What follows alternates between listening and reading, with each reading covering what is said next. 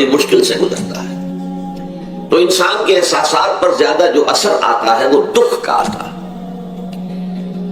بعض فلسفے دنیا میں ایسے ہیں کہ جنہوں نے اس دکھ، خاص طور پر جو حساس انسان اس کو محسوس کرتا ہے، اس کے اعتبار سے یہ کہا ہے کہ دنیاوی زندگی نرا دکھ ہی دکھ ہے۔ آپ کو معلوم ہے کہ تعداد انسانوں کی بہت بڑی تعداد ہے جو بدھ مت کی پیروکار ہے، اور بدھ مت کا کلمہ طیبہ یہ ہے، یعنی یہ ان کا اصل اصول ہے، جیسے ہمارے دین کا اصل اصول ہے لا الہ الا اللہ محمد رسول اللہ، کلمہ طیبہ۔ ان کا جو کلمہ طیبہ ہے وہ یہ سروم دکھم، سب دکھ ہی دکھ ہے، سب مصیبت ہی مصیبت ہے۔ انسانی زندگی جو ہے وہ تو صرف دکھوں سے اور تکلیفوں سے عبارت ہے۔ اسی کو غالب نے بھی کہا ہے، آپ نے یہ شعر غالب کا میں نے بہت سے دروس میں سنا ہوگا کہ قید حیات و بند غم اصل میں دونوں ایک ہیں۔ یہ قید حیات ہے، ابھی آپ حدیث سن رہے تھے الدنیا سجن المومن، مومن کے لیے یہ دنیا کی زندگی جو ہے جیل خانہ ہے، یہ قید ہے، قید حیات۔ جیسے جیل میں آدمی اپنی مرضی سے نہیں جاتا، بھیجا جاتا ہے، اپنی مرضی سے نہیں نکلتا بلکہ نکالا جاتا ہے، اسی طرح لائی حیات آئے قضا لے چلی چلے، اپنی خوشی سے آئے نہ اپنی خوشی چلے۔ تو دنیا کی زندگی جو ہے وہ واقع پر ایک اعتبار سے قید خانہ ہے۔ قید حیات و بند غم اصل میں دونوں ایک ہیں۔ جب تک یہ زندگی رہے گی غم بھی لگا رہے گا، تکلیفیں لگی رہیں گی، مصائب آتے رہیں گے، انسان کو دکھوں کا سامنا رہے گا، واسطہ رہے گا۔ موت سے پہلے آدمی غم سے نجات پائے کیوں؟ ظاہر بات ہے جب تک زندگی ہے تو غم ہے، تو موت سے پہلے نجات نہیں مل سکتی۔ اگرچہ اس کے بعد کا اگلا مرحلہ جو ہے، جو حقیقت کو جاننے والے ہیں وہ تو جانتے ہیں کہ اس کے بعد تو غم کا اور بڑا کڑا مرحلہ آنے والا ہے۔ اب تو گھبرا کے یہ کہتے ہیں کہ مر جائیں گے، مر کے بھی چین نہ پایا تو کدھر جائیں گے؟ اگر اللہ ہمیں معاف فرمائے، اپنی رحمت اور مغفرت سے ہمیں ڈھانپ لے، جیسے کہ حضور نے فرمایا الا یتغمدنی ربی برحمتہ، حضور نے فرمایا کہ کوئی انسان بھی محض اپنے اعمال کی بنیاد پر جنت میں نہیں داخل ہو سکے گا جب تک کہ رحمت خدابندی دستگیری نہ کرے۔ کسی صحابی نے بڑی ہمت کی، بڑے جرأت کا معاملہ کیا، پوچھ لیا کیا حضور آپ بھی؟ ظاہر بات ہے آپ بھی انسان ہیں، آپ بھی بشر ہیں، قرآن مجید میں کہلوایا گیا ہے وَإِنَّمَا أَنَا بَشَرٌ مِثْلُكُمْ۔ تو اگر آپ کہتے ہیں کوئی انسان جنت میں داخل نہیں ہو سکے گا محض اپنے اعمال کی بنیاد پر جب تک کہ رحمت خداوندی دستگیری نہ کرے، تو کیا آپ بھی اس قاعدہ کلیہ میں شامل ہیں؟ آپ نے فرمایا ہاں میں بھی، الا یتغمدنی ربی برحمتہ، جب تک کہ میرا رب مجھے اپنی رحمت سے ڈھانپ نہیں لے گا میں بھی جنت میں داخل نہیں ہو سکوں۔ تو اس اعتبار سے اللہ تعالیٰ وہاں ہمیں بچا لے، لیکن جو وہاں نہیں بچایا گیا، اب ظاہر بات ہے کہ اس کے لیے جو مصیبت ہے وہ تو پھر دائمی ہے، ابدی ہے، دکھ ہی دکھ ہے۔ میں اس کی طرف زیادہ جانا نہیں چاہتا، اس وقت اصل میں میرا موضوع جو ہے وہ اس دنیا میں دکھوں کا علاج۔ اب اس اعتبار سے غور کیجئے، دکھ دو قسم کے ہیں۔ قرآن مجید پر جتنا میں نے غور کیا، دکھ ایک تو وہ ہے کہ جو ناگہانی طور پر آ جاتے ہیں، اس میں ہماری کسی غلطی کو دخل نہیں ہوتا۔ وہ کوئی آفت سماوی ہے، کوئی زلزلہ آ گیا ہے، ابھی آپ کو معلوم ہے بھوج جو قصبہ تھا گجرات اسٹیٹ کا، انڈیا کا پورا ختم ہو گیا، اس میں بہت سے مسلمان بھی تھے۔ جب کوئی آفت سماوی آتی ہے تو وہ ظاہر بات ہے کہ پھر سب کے سب لوگ اس کی لپیٹ میں آ جاتے ہیں۔ زلزلہ آ گیا، کوئی اور طوفان آ جائے، جیسا کہ کئی مرتبہ آپ نے اخبارات میں پڑھا ہوگا، اس سال امریکہ میں بہت طوفان آئے ہیں، مشرقی ساحل پر بار بار طوفان آئے، وہاں بھی لوگ مرتے ہیں، وہاں بھی چھتیں اڑ جاتی ہیں، وہاں بھی تباہی جو ہے آتی ہے۔ تو اس حوالے سے ایک تو ہے وہ ناگہانی آفات، آفت ارضی ہو یا آفت سماوی ہو، زلزلہ ہے یا آفت ارضی ہے، طوفان آ گیا ہے، کوئی سائیکلون آ گیا، یا آفت سماوی ہے، یا کوئی آسمان سے بڑا سا پتھر آ جائے۔ آپ کبھی کبھی اخبارات میں پڑھتے ہوں گے کہ ایک بڑی چٹان پاس سے گزر گئی، بہت بڑی خلائی چٹان جو ہے زمین کے قریب سے ہو کر گزر گئی، زمین بچ گئی، ورنہ اگر وہ زمین سے ٹکرا جاتی تو نہ معلوم کتنا بڑا یہاں پر تباہی کا معاملہ ہوتا۔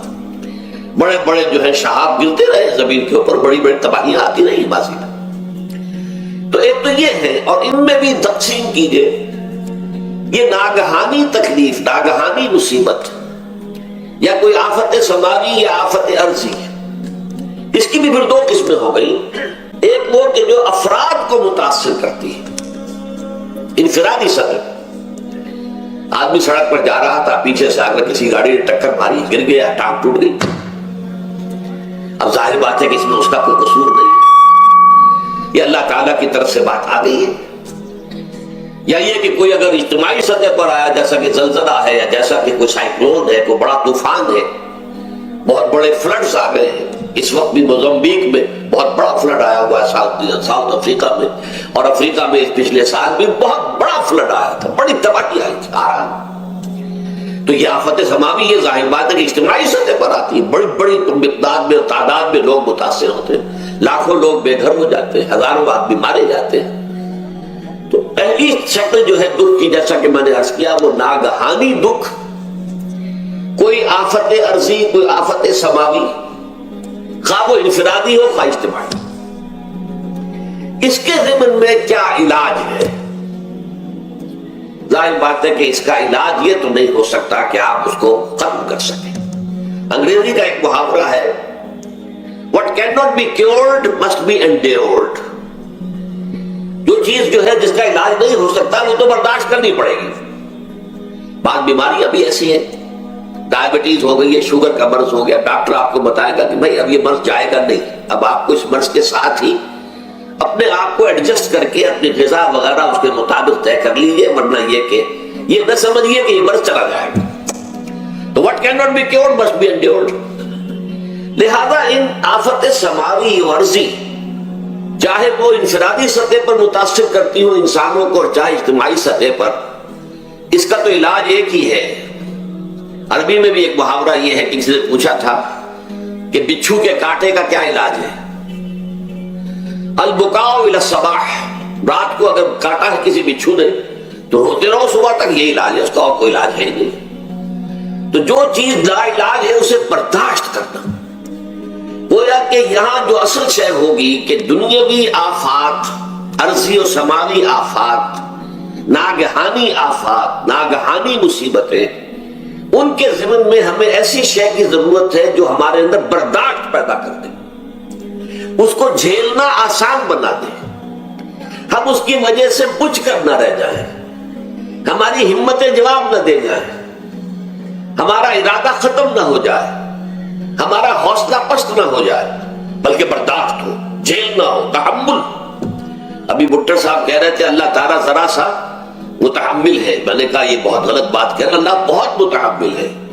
وہ ذرا سا تو یوں سمجھیے کہ ان کے کہنے کے انداز میں یہ بات آ گئی، ذرا سا رحیم بھی ہے. نہیں، وہ بہت رحیم ہے، بہت متحمل ہے، بہت حلیم ہے. لیکن یہ کہ ہمیں یہ جو آفات سماویہ اور ارضیاں ہیں جو ہمارے اوپر آ جاتی ہیں اللہ کی طرف سے، ان کے ضمن میں ذہنی ایک ایٹیچیوڈ پیدا ہو جائے، سوچ کا ایک خاص رخ بن جائے، انسان کے احساسات ایک خاص طرح پر ڈھل جائیں، تو پھر ان کو برداشت کرنا آسان ہو جاتا ہے.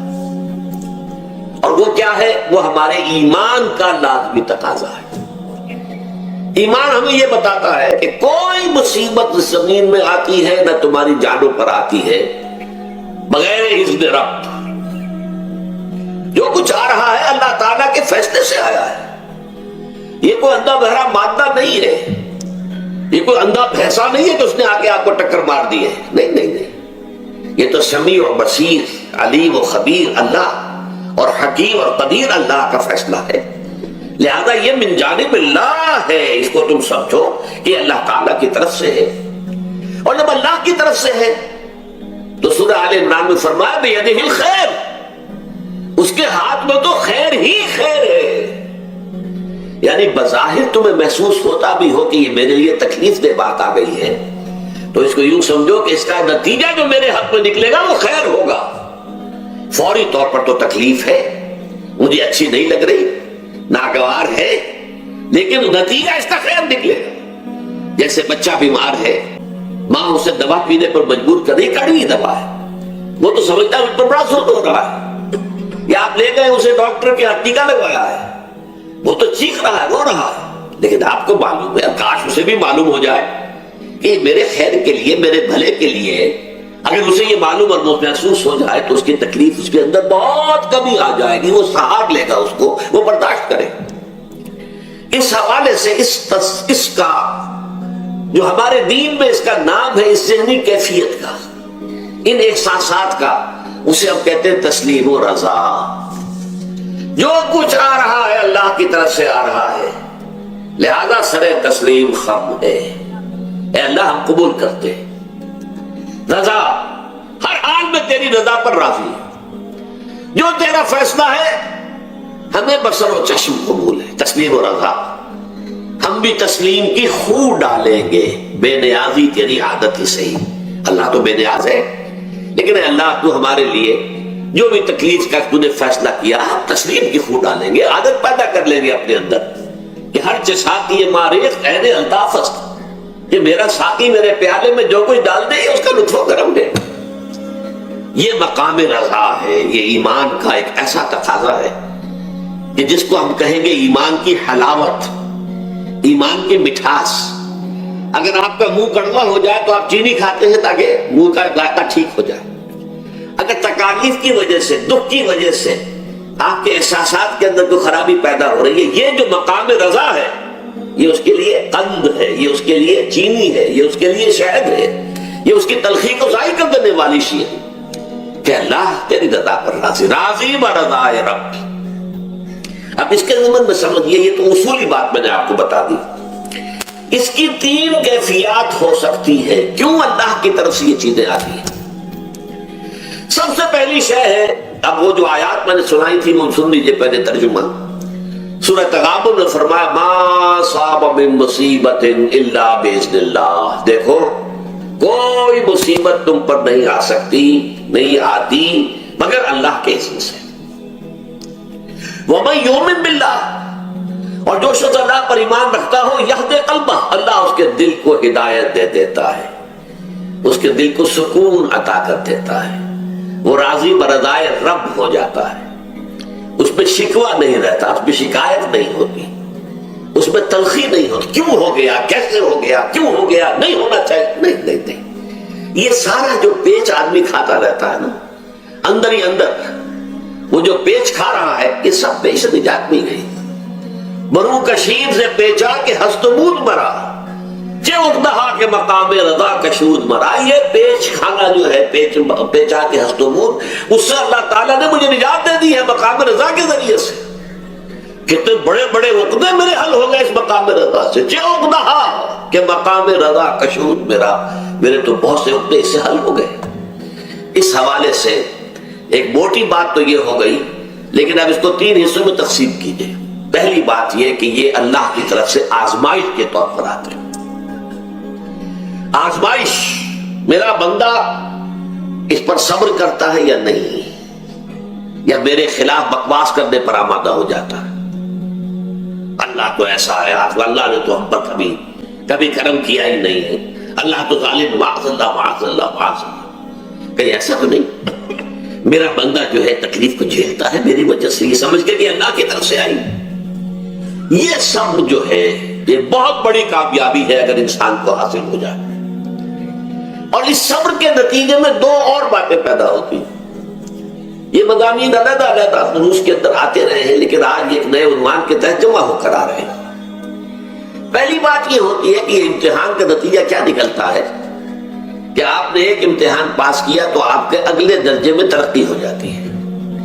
5ویں کا امتحان پاس کر لیا نا تو 6ٹھی میں جائیں گے، اب 6ٹھی کا امتحان پاس کریں گے تو 7ویں میں جائیں گے، 7ویں کا پاس کریں گے تو 8ویں میں۔ درجہ بدرجہ انسان کی دینی، ایمانی اور روحانی ترقی کا ذریعہ یہ آزمائش ہوتی ہے۔ جتنا اس میں صبر ہوگا، جتنا اس میں تسلیم و رضا جو ہے آپ حاصل کرتے جائیں گے تو آپ کے درجے بلند ہوتے چلے جائیں گے۔ آپ کا امتحان کڑے سے کڑا آئے گا، بڑے سے بڑا آئے گا، مشکل سے مشکل تر آئے گا۔ ایک وقت میں ایم اے کا امتحان بھی آپ کو دینا ہوگا، ایک وقت میں ہو سکتا ہے پی ایچ ڈی کے لیے تھیسس آپ لکھیں، پھر اس کے اوپر جو ہے ٹیم بیٹھی ہوئی اور آپ سے وہ بحث کرے، جرا کرے آپ سے، وہ بھی کرنا ہوگا۔ لیکن یہ کہ اگر پرائمری ہی میں فیل ہو گئے تو اس کا سوال ہی پیدا نہیں نہیں ہوتا کہ کبھی آپ ایم اے کا یا پی ایچ ڈی کا تھیسس بھی لکھیں۔ اور اسی کو دوسرے انداز میں کہا گیا ہے قرآن مجید میں، وَلِيُبْلِيَ الْمُؤْمِنِينَ مِنْهُ بَلَاءً حَسَنًا۔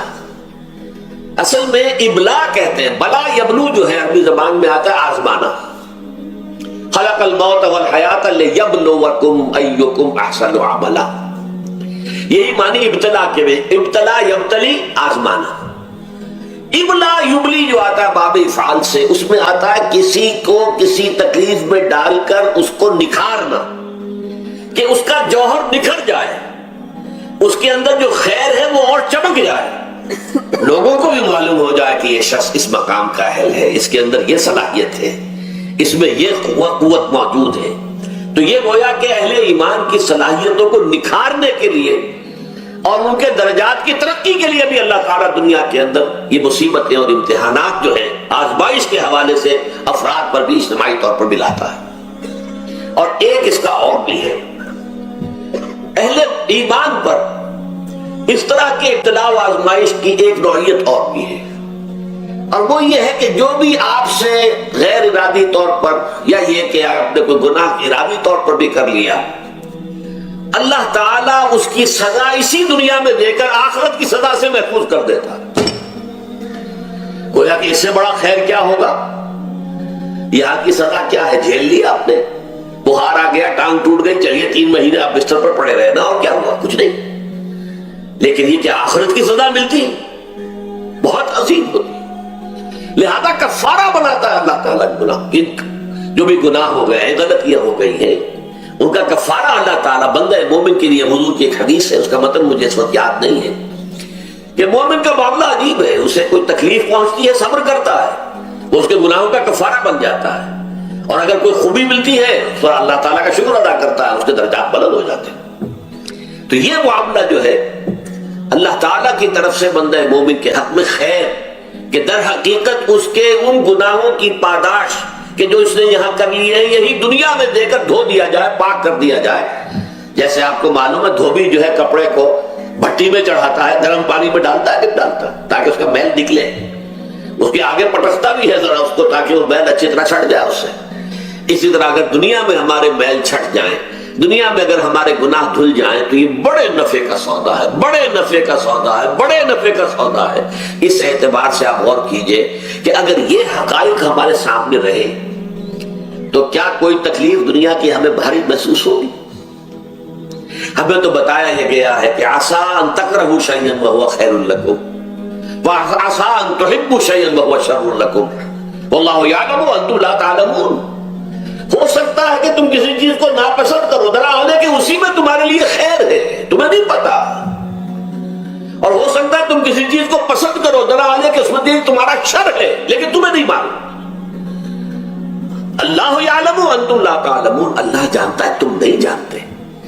اس حوالے سے سبردم بتو مایا خیشرا خدانی حساب کم و بیشرا، اے اللہ، اس کو کہتے ہیں تفویض۔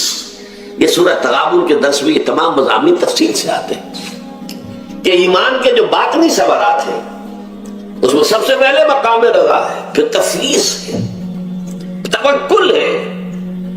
آپ محنت کر رہے ہیں، محنت کر رہے ہیں، محنت کر رہے ہیں، نتیجہ نہیں نکلا۔ ایک نتیجہ یہ نکلے، ایک بچے نے بہت محنت کی، دن رات کام کیا، فیل ہو گیا امتحان، اب صدمے سے کمر ٹوٹ سکتی ہے اس کی، لیکن نہیں، ہو سکتا ہے کہ اللہ تعالیٰ نے اسی میں میرے لیے خیر رکھی ہے، اس لیے کہ ہماری محنت سے کچھ نہیں ہوگا، ہمارے مادی وسائل سے کچھ نہیں ہوگا، ہوگا اللہ کے اذن سے، اللہ کی مرضی سے، اللہ کی مشیت سے۔ یہ ہمارے لیے خاص طور پر اس اعتبار سے بہت اہم نقطہ ہے، ہم سب راہ حق کے مسافر ہیں، اپنے اپنے بس پڑتے محنت کر رہے ہیں، وقت بھی صرف کر رہے ہیں، مال بھی صرف کر رہے ہیں، محنت کر رہے ہیں، مشقت کر رہے ہیں، لیکن فرض کیجئے جیسا کہ ہے پھر واقع، فرض کیا کیجئے، وہ تو واقع سامنے کی بات ہے، نتائج نکلتے نظر نہیں آ رہے، قدم نہیں بڑھ رہے، ہماری طرف لوگوں کا رجوع عام نہیں ہے، ٹھیک ہے، اس پر قطعاً بدل ہونے کی بات نہیں، یہ اللہ تعالیٰ کی مشیت میں ہوگا، جب وہ چاہے گا تب ہوگا۔ ہمارا کام یہ کہ اپنا فرض ادا کیے چلے جائیں بس، اور نتیجے سے بالکل ذہن کو اپنے منقطع کر لیں، ذہن کا کوئی تعلق آپ کے نتیجے کے ساتھ نہ رہے۔ یہ جب تک کیفیت ہماری نہیں ہوگی ہم اصلاح پر استقامت اور مدام اس پر محنت اور جد و جہد کرنا جو ہے وہ ہمارے لیے ممکن نہیں رہے گا۔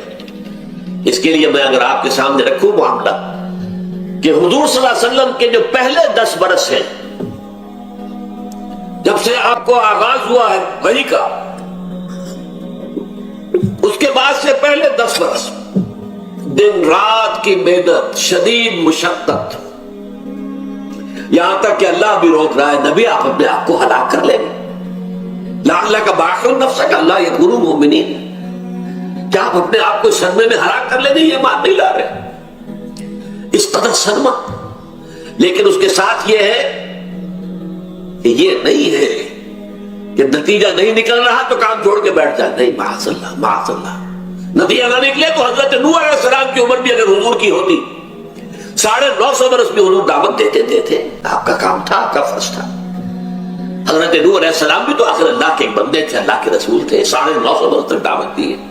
فَلَبِثَ فِيهِمْ أَلْفَ سَنَةٍ إِلَّا 50 عَامًا، یہ تو ہم مانتے ہی نا، اگر قرآن کے اندر نص قطعی صریح الفاظ نہ ہوتے کہ 950 برس تک گئے، ورنہ یہ بات سمجھ سے بالا تر ہے۔ عام طور پر معلوم ہوتا ہے کہ اس دور میں ابھی عمریں زیادہ تھی لوگ۔ بہرحال جو میں نے عرض کیا تھا کہ دکھ جس سے انسان متاثر ہوتا ہے اس کی ایک قسم وہ ہے کہ جو ہمارے ارادہ اور اختیار سے باہر، اللہ کی مشیت سے، اللہ کے اذن سے، اللہ کی مرضی سے آتا، اس کے لیے ہمارا کام صرف برداشت ہے۔ جو شے بھی ہمیں برداشت کی صلاحیت عطا کر دے وہی اس کا علاج ہے۔ جیسے آپ کو معلوم ہے کہ بخار بہت تیز چڑھا ہوا ہے، اس کی دوا نہیں ہے اسپرین یا کوئی اور پیراسیٹامول، بخار کی شدت کو کم کر دے گا، وہ کوئی علاج نہیں ہے۔ علاج تو ہوگا اگر معلوم ہوگی کون سے جراثیم ہے، کس کی وجہ سے ہے، اس کا صحیح اینٹی بایوٹک کون سا ہے، وہ علاج ہوگا۔ یہ علاج نہیں ہے، لیکن اس کی شدت کی کمی اور اس کے اندر جو احساس ہے جھیل جانے کا، وہ انسان کے لیے آسان ہو جاتا ہے۔ یہی مضمون آیا ہے سورہ حدید میں بھی، ما اصاب من مصیبت فی الارض ولا فی انفسکم، یہاں کھول دیا اس مضمون کو۔ میں نے عرض کیا تھا نا کہ یہ آفت سماوی بڑے پیمانے پر بھی ہو سکتی ہے، زمین میں یعنی زلزلہ آ گیا، فلڈ آ گیا، طوفان آ گیا، ولا فی انفسکم، خاص تمہاری جان میں، تمہیں بخار ہو گیا، تمہیں ٹی بی لگ گئی، تمہیں کوئی اور بیماری آ گئی، تمہیں کینسر ہو گیا، معاذ اللہ ہوتا ہے، آخر ہوتا ہے، دنیا میں انسانی زندگی کے ساتھ یہ ساری چیزیں لگی ہوئی ہیں۔ لیکن یہ چیزیں ما اصاب من مصیبت فی الارض ولا فی انفسکم، نہیں پڑتی تم پر کوئی پڑنے والی کوئی مصیبت، کوئی تکلیف، نہ پوری زمین میں بڑے پیمانے پر، نہ تمہاری جانوں میں انفرادی سطح پر، الا فی کتاب من قبل ان نبرأها، مگر یہ کہ وہ تو ایک کتاب میں، کتاب اللہ کے علم کی کتاب، ام الکتاب، اس میں پہلے سے درج موجود ہے۔ یہ الٹ اپ نہیں ہو گیا، یہ اچانک نہیں ہو گیا۔ آپ اچانک سمجھتے ہیں کہ صاحب میں تو جا رہا تھا، اچانک ٹرک نے آ کے مجھے دھکا مار دیا۔ اچانک کوئی شے یہاں نہیں ہوتی، اس کائنات میں پتہ تک نہیں ہلتا جب تک کہ اس نے رب نہ ہو۔ اچانک کا کیا سوال؟ تو در حقیقت جو ہوتا ہے وہ اللہ تعالیٰ کے علم میں پہلے سے ہے، علم کامل، ما کان وما یکون، جو کچھ ہوا ہے، جو کچھ ہوگا، مستقبل، ماضی، کل کا کل آنے واحد میں اللہ کے علم میں موجود ہے۔ لہذا یہاں اچانک کچھ نہیں ہوتا، جو بھی آیا ہے اللہ کے علم سے آیا، اور یہ پہلے سے اللہ کے علم کے اندر موجود تھا، لکھا ہوا تھا، الا فی کتاب من قبل ان نبرأها ان ذلک علی اللہ یسیر۔ یہ تمہیں تو مشکل نظر آئے گا لیکن اللہ پر بڑا آسان ہے، اللہ کا علم کامل، ما کانا ما یکون کو حاوی ہے۔ لیکن لا تاسوا علی ما فاتکم، تاکہ تم افسوس نہ کیا کرو ان چیزوں پر جو تم سے چھوٹ جائیں، جاتی رہیں، چھن جائیں۔ کوئی موقع تھا ہاتھ سے نکل گیا، کوئی دولت تھی اس پر ڈاکہ پڑ گیا، کوئی اور مصیبت ہے وہ آ گئی، کوئی عزیز فوت ہو گیا، اکلوتا بیٹا تھا فوت ہو گیا، وغیرہ وغیرہ۔ ما فاتکم، فات سے ہی فوتیدگی ہے نا، جو شے بھی نکل جائے، چلی جائے، ہاتھ سے جاتی رہے، چاہے وہ کوئی آپ کا عزیز تھا جو فوت ہو گیا تو آپ کے ہاتھ سے نکل گیا، یا کوئی مال تھا جو آپ کے قبضے سے نکل گیا، ڈاکہ پڑ گیا، چوری ہو گئی، نقصان ہو گیا کاروبار میں بہت بڑا، اس پر افسوس نہ کیا کرو. اگر افسوس کرو گے تو اس کا مطلب کیا ہوگا کہ تمہیں اللہ پر اعتماد نہیں ہے، یا تم سمجھتے ہو کہ اللہ کے سوا بھی کوئی ہے جو یہ کام کر سکتا. کائنات میں تو ایک ہی کی مرضی چلتی ہے، وہ ہے اللہ. لہذا اگرچہ وہ کسی کے ذریعے سے تکلیف آپ کو پہنچی ہے، کسی نے آپ کو پتھر مارا ہے، وہ پتھر ہو سکتا ہے آپ کو نہ لگتا، لگ گیا ہے تو اللہ کے فیصلے سے لگا ہے. اس کا باپ بھی نہیں پتھر مار سکتا آپ کو اگر اللہ کا اذن نہ ہو. لہذا آپ پتھر مارنے والے کو بھی مجرم سمجھیے، ٹھیک ہے، اس سے بھی قصاص لینے کا آپ کو حق ہے، لیکن یہ جان لیجئے کہ جو آیا ہے پتھر وہ اذن رب سے آیا. اب ظاہر بات ہے کہ اگر یہ کیفیت ہوگی تو غصہ اتنا نہیں ہوگا اس شخص پر کہ جس نے یہ کام کیا ہے، بلکہ ہو سکتا ہے آدمی مسکرا کے رہ جائے. جیسے کہ وہ میں واقعہ سناتا رہا ہوں اپنے دروس میں کہ ایک درویش ملک آدمی جا رہا تھا، جو رب کرے سو ہو، جو رب کرے سو ہو، جو رب کرے سو ہو. کسی شخص نے پتھر اٹھا کر دے مارا، اس کے سر پہ لگ گیا کہ اس نے پیچھے پلٹ کر دیکھا کس نے مارا ہے. اس نے کہا مجھے کیا دیکھتے ہو، جو رب کرے سو ہو، یہ تو رب کے بعد. اس نے کہا مجھے تو یہ پتھر رب کے مارے ہی لگا ہے، لیکن میں دیکھ یہ رہا تھا بیچ میں کس کا منہ کالا ہو گیا. اپنے لیے کس نے ایک گناہ کما لیا، اپنے لیے کس نے ایک مصیبت جو ہے وہ مول لے لی، وہ بیچ میں تم آ گئے ہو. پتھر اللہ کی طرف سے آیا ہے، لیکن اس کا عذاب، اس کا وبال تم پر آ جائے گا. بہرحال یہ تو میں نے عرض کیا آپ کے سامنے، وہ چیزیں کہ جو آ جاتی ہیں، وہ تکالیف و مسائل جو اللہ کی طرف سے من جانب اللہ ہے، اس میں آپ کسی کو مورد الزام نہیں ٹھہرا سکتے، وہ آپ پر آ گیا. دوسری تکلیفیں وہ ہیں جن کے لیے فارسی میں کہتے ہیں خود کردہ، اپنے ہاتھوں جو مصیبتیں آتی ہیں. اس کے لیے میں نے آپ کو سورہ شورى کی آیت سنائی، ما اصابکم من مصیبت فبما کسبت ایدیکم ویعفو عن کثیر. جو مصیبت بھی تم پر آتی ہے انسانوں، وہ تمہارے اپنے ہاتھوں کے کرتوتوں کی وجہ سے آتی ہے. اور ابھی تو اللہ بہت سی چیزوں کو تو معاف بھی کرتا رہتا ہے، ہر تمہاری غلطی پر پکڑتا نہیں ہے، ہر خطا کے اوپر تمہیں سزا نہیں دیتا ہے، کوئی سزائیں معاف بھی کرتا رہتا ہے، عفو و درگزر سے بھی کام لیتا ہے، بہت متحمل اور حلیم بھی ہے، بہت رحیم اور غفور بھی ہے اور کریم بھی ہے. لیکن یہ کہ یہ جان لو کہ ایک مصیبت وہ ہے جو تمہاری اپنی پیدا کرنے والے، بما کسبت ایدیکم، تمہارے اپنے ہاتھوں کی کمائی. یہ کون سی خود کردہ؟ یہ در حقیقت ہے اجتماعی نظام جو انسان بناتا ہے. اس اجتماعی نظام کو غلط کر کے اگر اس نے اپنے لیے مصیبتیں کھڑی کر لی، مصیبت ہے لیکن یہ مصیبت تمہارے اپنے ہاتھوں کی لائی ہوئی ہے. تم نے نظام غلط بنایا ہوا ہے، تم نے دولت کی تقسیم غلط کی ہوئی ہے. اللہ نے تو رزق پیدا کر دیا اور سب کے لیے کافی ہے. یہ تم نے کیا ہے کہ ایک طرف کچھ لوگوں کے کھتے بھرے ہوئے ہیں اور ایک طرف کوئی فاقے سے مر رہا ہے.